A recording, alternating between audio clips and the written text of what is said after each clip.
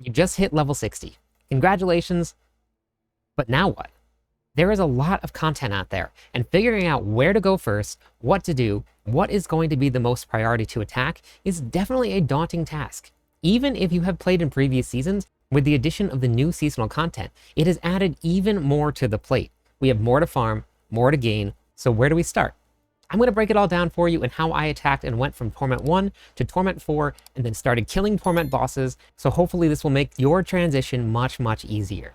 I'm going to have a whole Sheets document laying everything out for you. It'll have where to go farm what, so hopefully this will help set your season off at a good start. So the very first thing to do when you hit level 60 is to pick your endgame build. That doesn't mean that you have to go out there and copy somebody else's build. It does mean you have to pick something to build around. Not every skill in the game is going to be able to go from Torment 1 to Torment 4 and push high levels in the pit. Whatever you get out of the game and whatever you enjoy the most, you're going to have to pick that in order to figure some of that stuff out, because that is a daunting task in itself. I would highly suggest anybody just take a look at some of the build guides out there, see how people are building things. That will help get you to where you want to go with this season. If you're interested, I have my endgame build right at the top of the sheet here. This sheet will be in the description of this video, so you can access it whenever you want. My build is going to be linked right there. It's going to be the Barbarian this season, and then as I progress into other classes, I will constantly update this and keep linking more builds. So if you wanted to try one of them out, it's going to be there. It's also going to be on my YouTube page and on Mobalytics, wherever you want to go. But enough about me, let's talk about your endgame content. Most of the functions that we're going to talk about, they do not unlock until you hit level 60. So the first thing you're going to need to do is unlock all of your endgame. Once you finish the campaign, if you're brand new to this season and brand new to Diablo 4, finish your campaign. If you have the Vessel of Hatred, make sure you finish completely the Deeds of a Champion quest line. That is going to unlock everything you're going to need to do. It will also start dropping your tributes for your Undercity runs. If you do not finish it, you don't get tributes, and the tributes are actually an incredibly great way to farm. Then your first goal is going to be to unlock your Torment 1. That means that you're going to have to push the pits. If you just get to level 60 and your armor is not maxed, what that means is if we come into the game here, max armor means that you're at 1,000. I'm very, very far over, so I'm going to be adjusting my gear as I find new gear. You only want to get to 1,000 because going anywhere higher than that does not have any benefit whatsoever. You get maximum damage reduction with 1,000 armor. Then you want to work on your resistances. As you can see, I still have some here to work on myself. As you progress through the higher and higher torment tiers, you lose more and more resistances and more armor. If I went back to Penitent, or I went back to Torment 1, I would be capped on everything. So make sure that's something that you focus on. It is a huge source of survivability if you make sure that this is a focus for you. A couple different ways to do it. I have poison on this, and I have lightning resistance as one of my tempers. Look for affixes. This is your first step before you start getting any of the new uniques or any of the uniques you need that are going to help you with that resistance cap. So when you hit level 60, the first thing that you should be doing is head right to the headhunt zone and continue doing your whispers. If you follow along with the seasonal journey, it actually is an incredibly great source of direction for you. You go right to the seasonal journey here, and then you just follow along with each of the steps as you go through. Once you hit level 60 and start doing that, it actually will unlock a ton of gear for you, a lot of tempering manuals, pretty much anything that you're going to need in order to get yourself set up for Torment 1. You're going to want to find all 750 gear. Now, once you hit level 60, the only gear that's going to drop for you that's legendary will be 750, which is going to be the top level gear that you can get until you get into your Torment tiers. That's the reason you want to get to Torment 1. Once you get into Torment 1, Ancestral gear starts to drop. So what is Season 7 Endgame? We talk a lot about getting to Endgame, but what is it exactly? In Season 7, we're going to be pushing the pits. We're going to be running the Dark Citadel and the Undercity Cross if you have the expansion pack. We're going to be doing Nightmare Dungeons into increasing Torment tiers, and then we're going to be doing boss fights. There are tormented bosses throughout the whole map that you can do. They drop uniques, and then they drop mythic uniques. Those are going to be some of the highest level gear in the game, and what everybody's going to be grinding for. Once you hit Torment 1, all of the best gear in the game will drop in Torment 1. Just the quantity that you get in Torment 1 is less than Torment 4. You also get less experience in Torment 1 than you get in Torment 4. So that is the reason why you want to push the pits. The next question that I get about Torment tiers is, how do I know if I'm ready? You'll know that you're ready if your build can push higher in the pits. It is a really great test to see if you're ready for the next Torment tier or not. You go 1, 2, 5 levels at a time in order to see how you feel. If you can survive in the pits, then you pretty much can survive when you get into the open world. So the pits is going to be a great way to test your build and see if you're ready for the next tier. So now you've gotten all of your 750 gear. You have pushed pit 20. You're already ready for Torment 1. what your priority list now is going to be that you're in Torment 1. The first thing that you want to focus on, and you can actually do this in Penitent, but going into Torment 1 is going to start unlocking Ancestral Gear, so if you can do that, that's going to be your best option. Glyphs are going to be the first thing you want to do. I got pretty much all my glyphs inside of the new Headhunt Zone. They dropped like crazy. The Headhunt Zone is going to be probably the best farm for you for a long time. So I've been talking a lot about the pits. What are the pits? If you come into Saragar, you're going to see this active right here. So this is the pits. This unlocks when you hit level 60. This is going to be how you change your Torment tiers. If you click on the statue, it's going to show you exactly the Torment tiers that you can do. Normal is going to be tier 1, Hard is going to be tier 5, Expert is going to be tier 10, Penitent is going to be tier 15, and then your Torment 1 is going to be tier 20. And what that means, this is static. If you start N normal, you can still run a pit 20 and it will feel exactly like Torment 1 is going to feel. If you run a pit 65 from normal, you're still going to be doing a Torment 4 pit.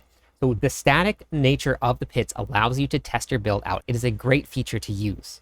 So you've gotten your glyphs. As you're running through the pits, that's where you go to level up your glyphs. The way that your glyphs are going to work, as you level up your glyphs, it's going to increase this radius right here. If you see the red, if I put in a regular glyph, the radius that it's taking into account all of the nodes is much smaller. So as you hit level 21 and then level 46, it consistently expands and gets bigger. That will allow you to unlock the new powers that you're going to get with it.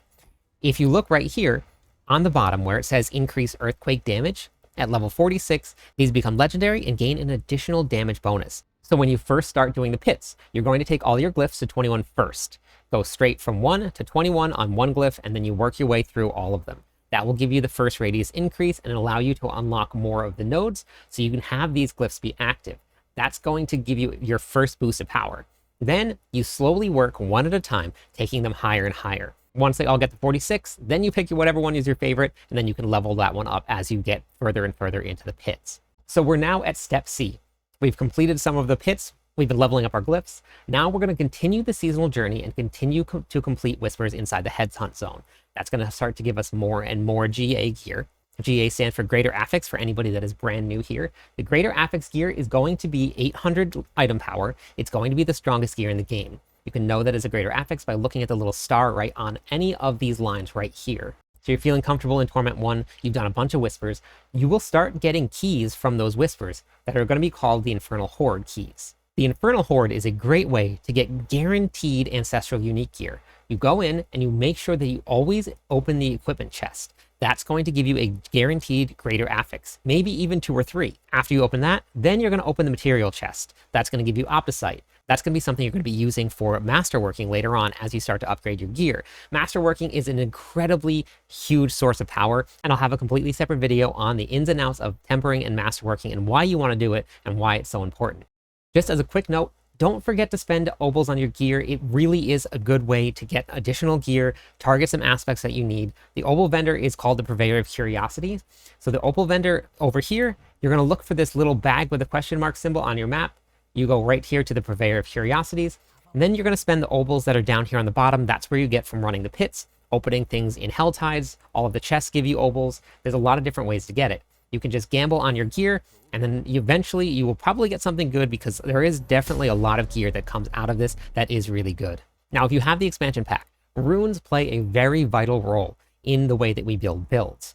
Runes will be dropping pretty much from the start of the game. Now, as you're getting those runes, you go to the socketable tab here. You can see which ones they're going to be running. This is where looking at build guides is going to help you know which ones are good and which ones you want to use in your build. After you've completed the Deeds of the Champion quest, if you go to your dungeon keys, you're also going to start seeing your tributes here. Now, if you look at this one right over here, this is going to give you a chance to get some magic runes. It's a great way to target farm some runes if you need to get some additional runes for your build to get it up and running. We can also unlock this one right here, the Trophy of Harmony. This has all of the runes and not just the magic runes. So this is going to be a great way to get all of the stuff that you're going to be looking for in this season. Next, we're going to cover Paragon boards. Paragon boards are very, very important. The reason is they give you a massive amount of power as long as they're built correctly. And the way that you build a board correctly is that when you go into your boards, if you're going to be following a build guide, make sure in that build guide, the entire thing isn't filled out with every single point that is available to you.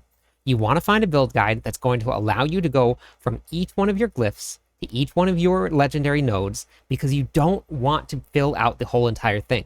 It's going to not allow you to get every single glyph that you can need and every single legendary node. Those are incredibly important and incredibly strong. As you go through the board, you're going to put as minimal amount of points as you can in each node in order to unlock the glyph. So if you see right here, it says 29 out of 25. That is unlocked. I didn't put any additional points into this board because I wanted to make sure I had enough points to get into my next glyph and into my next legendary node, all the way through to the very end. You put very minimal amount in, and then after you have unlocked every single board, which you can only have 5, that's when you move on to putting in additional points. Then I started branching out into max life. That's going to be a great way to make yourself stronger. So Paragon levels are very, very important. That's why doing your renown is incredibly important. If you haven't done your renown yet, make sure you get out there and do it. I'm going to have a link in the description of this video to renown. It'll give you the ins and outs of how to do it because it's very, very important. You get 24 free Paragon points just from doing your renown. So do it. So now we're going to talk about Masterworking. Now, Masterworking, again, I'll have a whole video on this. Masterworking was very expensive last season, but this season, Blizzard seems to just be giving away the farm. I don't know about everybody here, but I have had so many materials that I haven't run out of anything. I just started enchanting and Masterworking and tempering immediately, never even come close to running out. I think I'm going to have more materials than I possibly could need this season. So let me know in the comments what you think, because they are just giving out materials like crazy. So you guys will get all your builds up and running very, very quickly with this. Masterworking is done at the blacksmith here. So if you head over to the blacksmith, once you have tempered twice, you cannot masterwork until you have tempered twice. So you have to put in your gear, and then you have to do both of your tempers, and then you can unlock masterworking. Masterworking is always unlocked for any uniques. It's going to go up to level 12. How I attack Masterworking, I always take all of my gear to level 12, no matter what. Then there's this little button right here that will allow you to reset your Masterworking. Now, we'll have a whole video on this because there's very specific times and very specific ways that you want to do it, but make sure that you go straight to 12 because you're missing out on at least minimum 45% power. You get a 5% increase each time that you masterwork something on all of your stats. That means that 45% of your stats from 1 to 12 is going to be missing if you don't go there. It's a great way to, if you're feeling stuck, throw a little bit of masterworking in there, run the Infernal Hordes or Nightmare Dungeons to get the Obsite. And we'll talk about the Obsite farm in just a little bit in the video, but that's a great way, if you feel stuck, to increase your power and move on past that. Last one, going to be Mythic Uniques. Now, I know Mythics are flashy. Everybody wants them. I highly suggest this be your very last priority. These are the Mythic Uniques here. I've gotten a couple of them, but I only got them because I got my character into a great place where I could clear content without using them. I can do all of the Torment bosses, I can clear Pit 100, and I'm only using a single unique. This season, the characters are very, very strong. The witch powers are amazing. So make sure as you go through, that is going to be the last priority that you focus on. Get all your gear, get all your stuff set up so that you have enough resistances and enough stuff in order to get yourself into those runs, and you don't have to worry too much about dying all the time. It's going to be a much better experience if that's your final priority on your list. So now let's talk about some of the Season 7 content. We have the headhunt zones. Those are on your map here. They're going to be right here. All of the green spots are going to be the headhunt zones. They're going to be constantly rotating every 40 minutes. It is incredibly great. The materials, the gear, everything that you get from those headhunt zones is absolutely huge. It's going to give you the seasonal reputation that's going to unlock additional witch powers and additional content. You'll get your Resplendent Spark eventually. Not only that, but it's also going to help unlock your seasonal journey here. If you get to the very end, and just like I'm waiting for and I'm very excited, we're all going to get Dorian, the very first flying pet. So make sure you're working through this seasonal journey because I am super excited. I am Team Dorian. Blizzard has added in root holds. If you run a root hold on Torment 4, with the amount of drop rates that you get increased from Torment 1 to Torment 4, it is absolutely insane. And how you unlock and how you open those root holds is you go to your keys, and through the whisper caches that you're going to be getting, you're going to be unlocking these root holds. They're very, very important, so make sure that you pick up the root holds because they are amazing. There's so much gear, there's so much materials. It is an incredibly good spot. You can target farm your fugitive heads for the future because getting the occult gems is actually incredibly expensive and is definitely a grind. I'm really glad that they added something to grind for in this season because they're giving away a lot. But the occult gems are definitely going to be something that we're going to have to grind for. I'm pretty excited about it. So I know I just threw a lot out there at you. What to farm where? That's what we're going to talk about right now. Blizzard has added this incredibly helpful tool. When you go in-game and you open up your materials list right here, you can look at where anything drops. It tells you right here, this is dropped from salvaging armor at the blacksmith, from sellers, and from elite monsters. Anything that you're looking for, it will tell you all of it. So if you're looking for resplendent sparks, for example, it tells you that resplendent sparks come from salvaging mythics at the blacksmith. So it tells you all of it. If you go back here, I'm going to have all of the spots that you can do through your endgame activities. We're going to have the headhunt zone. We're going to have nightmare dungeons, the pits, the infernal hordes, bosses, hell tides, and then the undercity Karas. This is going to give you each different and unique things to go farm. Some of them will overlap.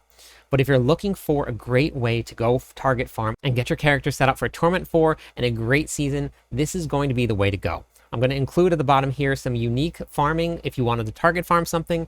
There's a great article from Wowhead there breaking it all down and where to go. That's all I got for you. If you found this helpful, share it with your friends if you think that they'll benefit from it too. I'm live every night. I would love for you to stop by, let me know what you think, say hi, theorycraft with me. Catch you on the clip side.